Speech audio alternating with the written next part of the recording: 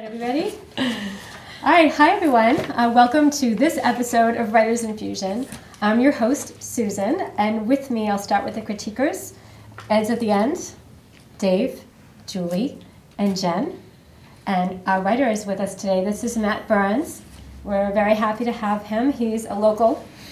He's submitted a couple of choices for us. So we chose one today called Blow Torture. And I'll say this wrong, I know. The Tragedy of Adonis. Adonis, yeah. Okay, and what we're going to start to do from now on is we'll give you a tiny summary of what we're about to read, just as if you were looking at the back cover of a book. So this story is a washed-up child star has grown into a psychotic man, and he's really psychotic, wait till you hear. And he's roaming around the Hollywood Hills, melting movie stars' faces with a blowtorch and ruining their careers, which is probably a given. So Matt is going to read his excerpt for us. Okay, so this is Hollywood in 10 years. That's included here. Whoosh! The sky was turning violet, which meant it was an okay time for Adonis to venture out into the outside world and feel relatively comfortable. There was still some daylight, but it was dark enough for his face to appear in shadow from any distant onlooker. Of course, it helped that he was wearing his black denims, black boots, a black t-shirt, and also his faded purple Lakers hat with the brim low to his face, casting even more shadow over the majority of the scarring. If he was seen, it wouldn't have been a big deal, but after years of stares, he'd rather not feel any more pain. He'd rather just blend into the darkness and pretend that his face was like everybody else's. Whoosh! He hugged his leather case tight into his inner armpit while he hiked through the remaining clumps of chaparral and dusty yellow silt. Soon he gripped the familiar metal rung that he noticed was actually starting to get rusty, and then he climbed his way up the giant metallic ladder. The wind became much stronger as he got higher up in altitude. The Pacific Ocean breeze seemed unusually strong this particular evening, but then he realized it was Santa Ana season, and it wasn't a breeze from the ocean he was feeling, but the angry winds from the desert. He reached the horizontal part of the first L, set down his leather case, and took a seat, basically nestling himself inside the letter's inner elbow. He had only been sitting on this particular letter for about a year now. Before that, he would have been inside the very first O. However, he moved from the O to the L when a bench was built into the horizontal part of the latter letter, so that it was easier to take a seat. With the approval of the Hollywood Sign Trust,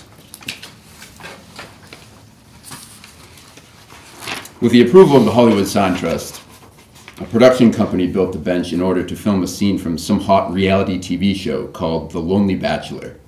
Adonis hadn't seen the actual show, but he had seen a clip from it replayed on the Inside Entertainment news network Mother always watched.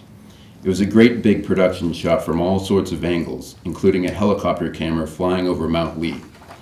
There was some guy named Rod or Grant or Blake, something like that, and a girl named Brittany who spoke like she had just sucked in a balloon full of helium.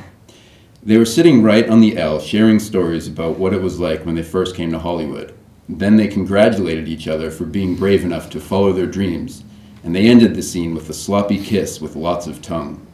The whole thing made Adonis's soul want to vomit, and the first time he sat on the L, he made sure to bring some antiseptic spray and some rags, and he washed off the bench before he sat, just so he wouldn't get any germs from those reality TV slugs. In fact, the only good thing to come out of that whole reality TV series was the bench on the sign, which made it a lot easier and comfortable for Adonis to sit and gaze down to a town that he hated because it had done nothing but chew him up and spit him out, but he still somehow loved at the same time. He wanted to make it a better, healthier town, and he was going to. He had the ultimate plan. Whoosh! Man, Hollywood seemed a lot more beautiful from the top of the sign than it did from down there when you were up close and personal. Then again, everything looked better from a distance, just like Adonis's face, but no need to go into that. The impending darkness of the night gradually turned everything into a silhouette, hiding most of the ugly blemishes. The palm trees, for example, still looked a little saggy and sad, but towards dusk their browning palms became concealed by shadow, so they didn't look as sick and depressed as in the daytime. And then there were all the bright lights, a lot of neon and blinking ones. They were kind of tacky, but Adonis still thought it was better than how pale the town looked in the daytime. With all the stucco and gray concrete down there, it looked about as dull as a carnival during the daytime hours. And then, of course, there was the smog, which made everything look even more pale and sickly. But, like everything else, it also looked better at night, glowing orange and purple from all the city's light pollution. In fact, Adonis usually preferred not even look at Hollywood, or the outside world in general, during the daytime hours, which is partially why, over the years, he adjusted his sleeping schedule so that he slept during the peak of the day and was up basically all night. Of course, there are other reasons why he slept all day. The town and the world in general was quieter during the nighttime hours. Less traffic, less screaming, less industry gossip, less reality TV, overall less white noise. And then, of course, the other obvious big reason was that he could walk around without too many people looking at him, seeing his face, pointing and staring. Yeah, that was a pretty big reason why he liked the night as well. He'd be remiss if he didn't acknowledge that one. Oh, and it was cooler at night. Much, much cooler. But yes, overall the night was just better. It made the town look better, and it made the world look better, and it made Adonis feel better. He felt better about Hollywood and the world when it was night. It was a reality he preferred to be a part of. It was the reality he wanted to trick himself into thinking existed. But of course, he knew this reality, the nighttime reality, was a deceiving reality, a false reality. He knew that behind the violet silhouettes that there were sick palm trees and yellowing stucco and pale concrete in an overall gray town with a jaundiced hue to it. He also knew that the pretty neon lights mainly served as a distraction to divert people's attention away from all the horrible things that were going on around them. There was a Babylon down there, plain and simple, with murders, suicides, beatings, rapings, gangbangings, drug overdoses, and God knows what else. But that was just the town itself, the part of the town that had nothing to do with the entertainment business. Because the industry was another story. The intense desperation of millions of people gave birth to all sorts of abhorrent behavior and actions, most of which were totally legal, but were probably more ugly than anything that could actually put somebody into jail. Take that Lonely Bachelor reality TV show, for example. All the sick and disgusting values that it polluted the culture with, reducing the sacred act of falling in love to a 2-month-long TV series where a group of men compete against and backstab each other, reducing the woman they love to a game show prize, telling the world that they're out looking for love when they're really just trying to get famous, hoping that they can take that small seed of fame and plant it and water it, and maybe, just maybe, a healthy long-term career in show business could grow into something beautiful. God, that show really made Adonis' soul want to puke.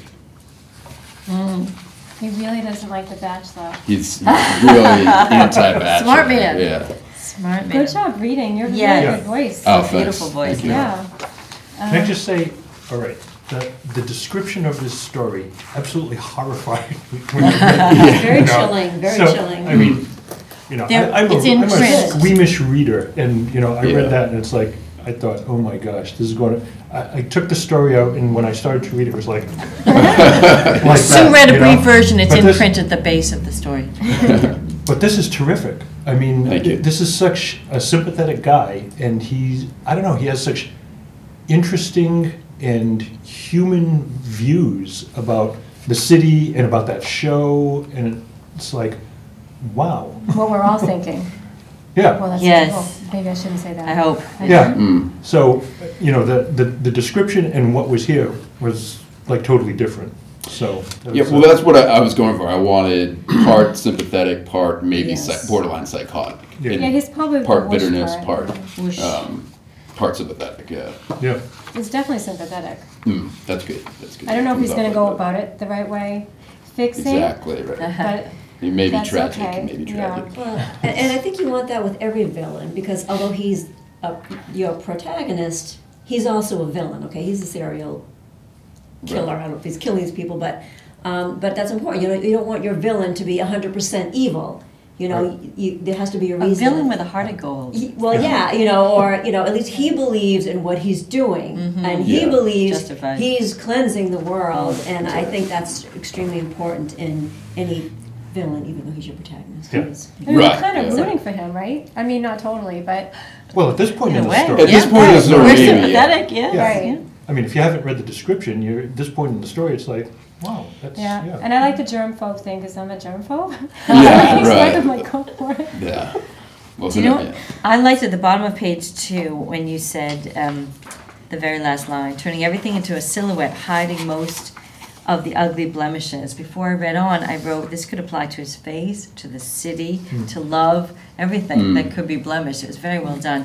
And I really like your description on 3 and then on 4. So I asked you to cut one of them because you mentioned the yellowing stucco, the pale concrete, the jaundiced lights, the neon lights, the jaundiced hue. You have some beautiful language, but it's repeated just the next page, and you may not have noticed that. But Yeah, I do mean, like the way you describe the my goodness, prevalence of crime and the ugliness of the concrete and the yellow of the city. We made notes for you, so don't you worry. Oh, Yeah. Yeah, like at the I'm, bottom. good. Oh, sorry. Go ahead. Go ahead, go ahead. Well, at the bottom of page 3, and this is an example of what Julie's talking about. If you look at the last paragraph, and it made him feel better, and then he said he felt better about Hollywood and the world when it was night. But you already said that. So that's just a sentence I crossed off Yeah, when I was editing redundant. because you're saying it already. So Yes. that's just And that's you're why, so close to the story, you may not have noticed. right. Yeah, and the other thing, there was kind of like a fine line between, I wanted that psychotic voice too, where he almost repeats a lot Oh, I of see. himself too. Oh, Like it's kind of like, Yep. so I think Get it. that's Get it. partially where I was coming from, but I can also understand where you're coming from on that too. I don't know. There's a fine line between it being repetitive and there being that psychotic repetition kind of in his mind. And Adonis, is that his natural name? Is that a stage name? His given- parents named him Adonis because they wanted him to be the most beautiful child star ever to live. So it was kind of like pride, but Yeah. Set then up. and then That's there a was an perfect accident name on then. movie set and his face got burned and then his Adonis whole is a career- gorgeous Greek god in mythology. So, I definitely can sympathize with him right from the start. I don't know if I see him yet as evil. I mean, the whoosh part is indicating he's evil, and we know what it's about. But if I didn't know what it was about, I wouldn't read evil in there. I don't. How does everyone else feel? About it? Yeah. I'm coming at this from a completely different angle. I don't agree with most of what's been said. Ooh, The, so what else is new? yeah, it's true. If you read, you have a potentially evil character here who we need to have sympathy for. Not unlike Frankenstein's monster or Quasimodo, so we need to see a pathetic side to him too. We're being told that he feels uncomfortable, and he's being looked at, and we're being told that the city is... I'm not experiencing any of it. It is from a distance. It is so far away that I'm not sensing any of the tragedy, and clearly there's a tragedy in the story. He suffered a horrible... I need to feel his pain from the get-go for me to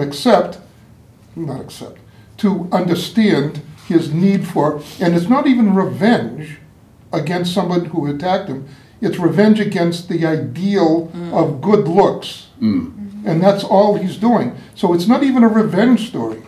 So I'm having a hard time placing where it falls in the lexicon adventure. I can't see this, and it could very easily develop into a story where there is simply evil for evil's sake. And that would just destroy any kind of quality to the story. Yeah, that's some right. evil thing coming out of space and just killing the Earth because they want to. That's not his goal. Right. And it shouldn't be your goal here. I think you have much more power in your writing to sink to that level, and it's really sinking to that level. You have a lot more to offer in the story.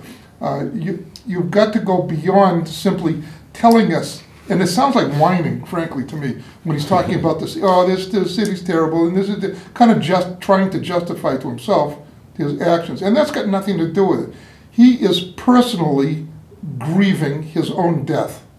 And in order for him to go out and do this, we have to understand his pain, not the superficial, laid-on, blanketed horror of what Hollywood really is.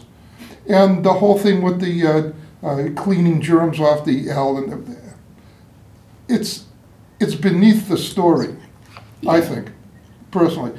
You need to get into the head of the guy. His name isn't Quasimodo, his name is Adonis. And you have to tell us, we have to experiencing not him, but with him, the pain of getting to a point where he wants to go and blowtorch people's faces off. So- And I'm not there yet. So it might be, like, instead of starting with us being told this, maybe see it. A scene. I mean, if he's going to the, the Hollywood sign, maybe there's a scene of him, he stops at a 7-Eleven. People are laughing at you. People are, Right. Go even further. terrified, or, whatever, or he sees something awful happen. Yeah, I mean, it comes a little later in the story, but yeah, I can see what you're saying. That If you want the from reader to be outset. with the guy, Yeah. because again, when you read Frankenstein, you say, "Oh, gross," the guy goes, but then you follow along with his experience with other human beings who have completely pushed him away, insulted him, made him feel like dirt, and it's a tragic story, Frankenstein's monster, and this is a tragic story, Right. and I think you want to head in that direction, rather than the superficial evil Hollywood and dirty L's. Seriously, because I think it's strong enough to carry that. Yeah, well, that's my intention. Yeah, And tell us, is this the start of the story, or how? Is this the very beginning? the very beginning. This is okay. Yeah. And the whoosh, are we supposed to understand that? Is that the blowtorch? Yeah, that comes. I like that. Probably So it's- only a few pages later. This is all. See, the buildup is he's on the sign, and in 10 years later, there's like a little tablet thing that he can watch the Oscars from, and he's watching the Best Actor win. Yes. And And that could have been he. right, exactly. And so there's that, but also the Best Actor has had some relationship with a crush that he has on too, and so but in his mind, he's saying, "Oh no, he's gonna wake this actor up because he doesn't see the conditional love that is around him, Yes. because everybody loves him, but without a face, Yes. nobody's gonna love him anymore, at least in Adonis's mind. So he's waking him up.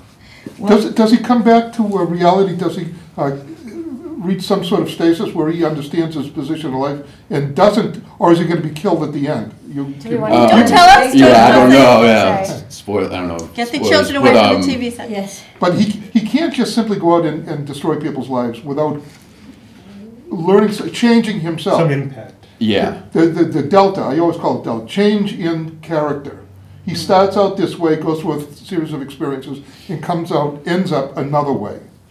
Yeah, well, it's a tragedy in that there's a certain point in the story where he comes to the realization that his cause is lost and that he's a more destructive evil force than he intended to be, and that's when, I mean, in the end, it's tragic because he actually burns himself in the end. But So it's a I'll put a Hollywood spoiler Disney. It's a sign. Disney Oh, ending. it's a Disney ending. family film. Excellent. Your kids No, will the love mother it, hasn't but- died. Yeah. We don't know that. I'd be Well, the mother disappointed with does that die. ending. Okay, then Yeah. maybe. There you go. I'd be disappointed with that ending, frankly. You Oh. would, To have yeah. him die, that's, and then they turn the lights out. That's too easy. Oh. He has to Well, suffer complication. or come to realization that this is the way it is. He goes off and lives in the desert, or he starts a foundation for kids, something. But to kill him off is just too easy. Yeah, the way I was approaching it was from, I don't know much about classic tragedy or whatever, but I just didn't want to have an ending that was too happy and a cop-out, basically. I Oh, no, wanted you don't. Oedipus absolutely Rex, not. as I just said, Absolutely, absolutely. but yeah, I don't know. Now you mentioned, I think this has great potential, may I say. You mentioned inner beauty in your description that is at the bottom of the sheet if you download it from the website. Talking about inner beauty versus outer beauty. And this reminded me of a Twilight Zone episode called Eye of the Beholder from the first season. Do you know that? Should I I've tell you never the seen premise, Twilight or should I before. make you watch it and may I share the premise? The Eye of the Beholder, there's a woman who's under bandages, she's wrapped up and they're doing an experiment. The Oh, doctors and yes, nurses are in yes. shadow. They say, oh my God, she's so ugly, she's so ugly. And she said, please fix me. This is the 10th surgery. And they unwrap the bandages. We and can't they do another surgery, this is the end of the this line. is it. A gorgeous You need- face in a Hollywood standards, any standards, gorgeous face. And she looks in the mirror, oh, she's horrified because the doctors, the nurses, the society, the norm, they all have Wow. pig snouts, they all have distorted lips, and that is their Oh, I think I did very- see view of that. beauty. It's beautiful. So beauty is in the eye of the beholder, and I love how you are searching with this character, Adonis. The inner beauty is solid, is valid, is more important than out of Yeah. I'd like to get to that section of your story. Yeah, that's his whole. It's actually only comes a few pages later where he talks about how he just wants to wake people up and make it a more spirit-based society Yes. than looks-based or Excellent. flesh-based. Here, here. Can I just chime in here? So Yes. I sit in between the glowing reviews and the curmudgeon. At first, one of the biggest things, one of the first things that I read over and over again is about beginnings, and that is you never start with the weather or the sky. So I think the first line, you should definitely rethink that. When I go to page 2, the last paragraph at the end, man, Hollywood seemed a lot more beautiful from the top of the sign than it did from down here, where you're up close and personal. Then again, everything looked better from a distance, just like Adonis's face. That's a good first line. You're right, it is. That's Yes. the first line. Oh, very nice, Jen. That is I a good think fir- you yeah, move true. that. I you move stopped it that there, by up. the way. I didn't say, but we don't need to go into that. I thought that took away And you from do the need to go sentence. into that, yeah. You say you don't need to go into that. You absolutely need to go into that. The other thing is that we're 4 pages in, and nothing has happened. Okay, so but what I do like is I love the way he's looking at Hollywood, and he's talking about how it is during the day and it's awful, and how the night kind of makes it look differently, and it's a mirror image of how he thinks of his face. So I loved that symbolism. So I wouldn't. I think you do too much of it. I think you go on a little Yes, bit I too cut long. some to make it tighter. But I love that part. But we're 4 pages in, and nothing has happened. But more has happened about these reality stars than our protagonists. Unless he's going to go after the reality star, then I can see why maybe it's in there. But if the reality stars aren't in there, then they get 2 sentences. Really, I think that it's a waste of the story unless he's going to go after this. He does go after. All right, then that's okay. That if they're important, then Spoiler that's alert. different. Yeah, Spoiler another alert. spoiler there. The other thing is too, and some of it is really word choice, but there's some redundancy in some of the words you use where I think you could tighten things up. So you say bright lights. You don't need the bright. You have ugly blemishes. You don't need the ugly. So there's just some word echo in here where there's one paragraph where you use the word look about 7 times. So, read things out loud and listen for that word echo. Yeah. But there are some instances where you do use the word echo, which is fantastic, like where it creates a rhythm. So, but of course, he knew this reality, the nighttime reality. It was a deceiving reality, a false reality. That's good word echo. Works there, right? yeah. That's funny, It I flows, deleted some. It's That's rhythmic, funny. but All right. when you use the word looked, a lot in the top of page 3, it's just a little too much. So, and again, look out for the redundancy. You can kind of tighten things up. You don't always need to you don't have to say ugly blemish. A blemish is ugly. And that's just Yeah. one example. You don't have to Yeah. say the daytime hours. It's just daytime. And that tightens it up and it makes it flow a little bit better. I'm sorry. The story is about the guy, not about the town. Or Oh, but there's have a him parallel. fire up the blowtorch, sneak into somebody's house and blast them. That's the opening of the story. Now we're saying, what the hell is that? Then we can find out why he's doing it. But then you don't have any sympathy for him. See, that's Not- Y not at chromosome, the- X chromosome. We want emotional Not at the relationship, you want beginning, action. Not at the beginning. Not at the beginning, but there's no sympathy for Frankenstein's monster either at the beginning. You learn to, Yeah, you're to living go with that way too, Frankenstein's yeah. monster and seeing the torture that, on a daily basis, what the monster's living with. Well, what if Then we understand why he's so angry, a psychotic anger. And people who have any experience with soldiers returning from war will understand, and just about everybody does, understand that PS, whatever it is. That, P.S. Oh, PTSD. oh my God, yeah. Disorder. I don't, PTSD. that's something else. Right. It's interesting Well, because this story actually started as a screenplay, as a movie, Ah. and in the way the movie starts is more along the lines of what you're talking And- about, where there's that opening first scene, that horrific scene where he's torturing That somebody's grabs face people's and- attention. All right, Yeah, well, how about it's this? a Why don't drama. you combine both of your ideas so that he's walking into the 7-Eleven first, we see what happens to him then, but he's got his bag with him with the torch in it, and when you describe him, he's got that. And then the next thing, he's sneaking around the corner up into the reality TV show, wherever they are, and he blasts them. So now you've got the sympathy immediately followed by the blasting. Right. And then he can reflect at the At the Hollywood Hollywood sign. sign. Okay? Too much support. This is, as far as I'm concerned, and I use this word way too much, it's drivel. It's not supporting anything until we have something to support. Mm. You know, once you have established that this guy's psychotic and he's a potential mass murderer, now we have to find out why he is the way he is. And then you can bring in a little bit of his rage against society. And it's not the town that did it. I forget, what was the cause of the fire? It was an accident on It set. was an accident on a movie, a stunt gone. Oh, okay, so. Director wanted but- realism, and But the he town too was close to fine the until he wasn't accepted. So to try to highlight the town as an evil character, it at the beginning anyway, doesn't seem to make sense to me. You have to support, the story is about the I guy. like it. I really like it. But even if you did what you said, The symbolism. with Ed and myself, and then Jen, and then well, we write the whole book. But taking that into It's written by, account, you've got this writer's infusion. Well, that's right.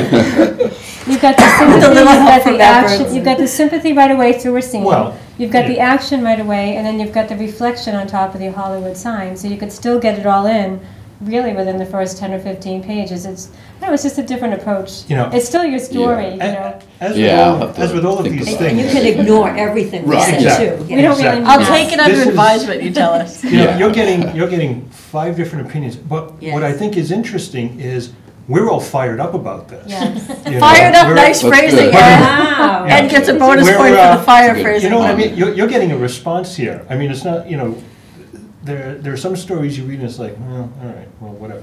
But this one, it's like, whoa, you know, we're all engaged. The We all potential want, is so- you know, we Yes, all want to get in yeah. there and, you know, make Such a something cool happen with this. So premise. That's true. I mean, that's an indication like you're onto something. Yeah. But I'll give you a So- hint, don't listen to any of these other people. I'll just listen to your opinion. Wait, turn off the video cam. I'm gonna edit that out later. Save you some time. Bloopers reel. Yeah. All right, so is there anything you want to add or tell us about the story or just about your writing in general? I don't think so. No, I got some good stuff here. Great. I like the fact that it was a screenplay first. My most useful course that I've ever taken for writing was writing stage plays. Mm. I learned drama. Ah. Drama, if you don't have a drama on every single page, you might as well just go home. And I like the fact that you started off with drama, eye-opening drama, and Yeah. it works for the prose. I mean, you just open the first page of any bestseller, and you're going to have drama. Yeah, that first This is not little drama. scene, yeah. This is not drama. This is backstory. You want symbolism, have symbolism, but not here. Yeah, right. My suggestion. Comes later, yeah. Yeah. But yeah, I think your writing is strong. Yeah. There's Yeah, a reason absolutely. to read it. There's no wimpiness other than the whining about the town. The town, come on. This is constructive criticism. Yeah. Oh yeah, I know. Oh, yeah. No, this Totally. is nothing. No, I'm used to much Dave worse. is our Simon Cowell. Right. He so- is, yeah, yes. Right, I'm so not just Paula walking Abdul. away- No, it's Yeah. like what is it, American Idol, where Yes. you have Yeah. one judge that Yes, yeah, who's a little, who's a little yeah. cantankerous, Say that was him. cantankerous, I'm not Great. indicating her. No, it's awesome. We love you. Yeah, so you walk away, you know, your writing's very strong. We're all interested in the story. And just take into consideration some of, you know, maybe getting into the character's head a little bit more. The wording, too, that Jen pointed out, and we all do it. You never want to, I was summarizing, and now I want to say one more thing. But when you first sit down to write, in my opinion, you just write. And even though you might use the word look too much, and here I found but too much, I personally have a list of words that I look for after I'm going through The reading my initial words. draft to say, Yeah. oh, I used that one 270 times in this novel. So that's something that you worry about, but not on the first pass, because you want your writing to be very natural. So for that kind of technical stuff, don't worry about it right Yeah. away. That's easy to fix. No, good start. Yes. Yes. Thank Thank you. you wanna so read much for more. coming. We're so glad No, you came on the thanks show so with much. This us. has been awesome. Great. It's great. Do you So- know how Frankenstein, oh, go ahead, Oh, no, I was just going to end the show. please. Okay. So thank you all for listening and joining us today, and we'll see you next time. Keep writing. Do you know how Frankenstein came about? I don't. Yes. Mary Shelley and Yes. Princess Yes, I do. There Shelley were were sitting rainy- around. a rainy day, and she wrote a bestseller. They all sat around a circle and told stories to one another, ghost stories to one another, and that's the story she came up with. I thought they were The monster competing. wasn't Weren't really they a monster. competing? Yes. They were- Yeah, he they was went off just into to their write own the rooms. They were in Yes. a chalet in the Swiss Alps or something, and they had a good time writing a story, and she came out okay. And he was what she did, a rather sympathetic.